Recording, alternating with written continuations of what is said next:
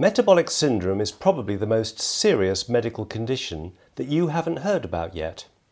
So what is metabolic syndrome? Why is it so serious and why haven't you heard about it? Here's what you need to know. The metabolic syndrome is a cluster of the most dangerous heart attack risk factors, namely raised blood glucose, central adiposity, often called beer belly, abnormal cholesterol levels, abnormal blood fats, also called triglycerides, and high blood pressure.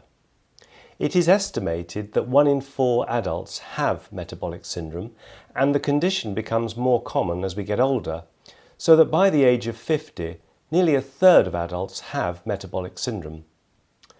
So why is metabolic syndrome so important?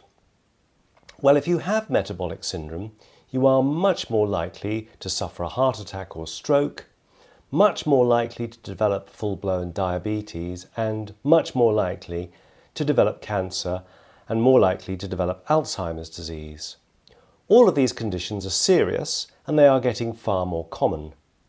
Dementia and Alzheimer's disease have overtaken cancer and heart disease as the leading cause of death in England and Wales in 2016, and the metabolic syndrome and diabetes are thought to be important risk factors for these conditions.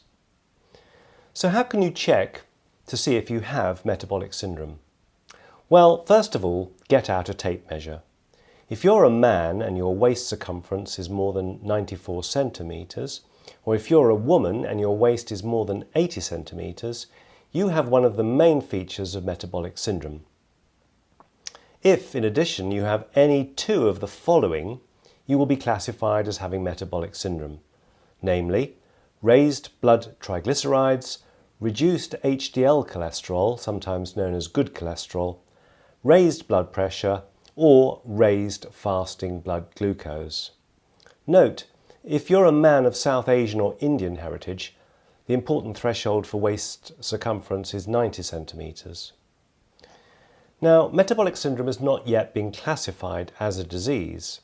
It is still regarded as a collection of signs and symptoms which together are serious risk factors for our most deadly and disabling medical conditions. Several medical organisations, such as the World Health Organization, the Independent Diabetes Federation, and the European Group for the Study of Insulin Resistance, define metabolic syndrome in slightly different ways, and this adds even more to the confusion about what exactly metabolic syndrome is. However, many experts now believe that the underlying problem in metabolic syndrome is insulin resistance. Insulin resistance develops when this hormone cannot work properly, when blood insulin levels are abnormally high and still relatively ineffective in keeping blood glucose levels regulated properly. Metabolic specialists now increasingly use the term insulin resistance syndrome instead of metabolic syndrome. Insulin is a hormone produced by the pancreas, and it is important in the metabolism of carbohydrates and fats. When sugar and carbohydrates are eaten, insulin promotes the uptake of glucose from the blood into muscles and fat cells. Hence, it is often said that insulin allows cells to use glucose for energy and also to store excess glucose and sugar as glycogen and fat.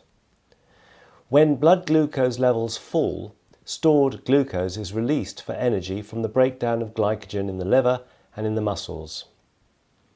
Now, in the metabolic syndrome, insulin levels are chronically high. That means they never really go down back to normal. Fasting blood levels of insulin in the morning are often abnormally high, and insulin levels rise to very high levels when food is eaten. Continuously high levels of insulin cause the liver cells to store fat, resulting in a fatty liver which cannot function normally. As the insulin resistance worsens, the pancreas may not be able to produce enough insulin in response to food, and then glucose levels in the blood rise above the threshold for the person to be called diabetic. So, why haven't you heard about metabolic syndrome? Well, until recently, the connection between metabolic syndrome and a host of chronic diseases was not fully understood. We now know that insulin resistance is the key.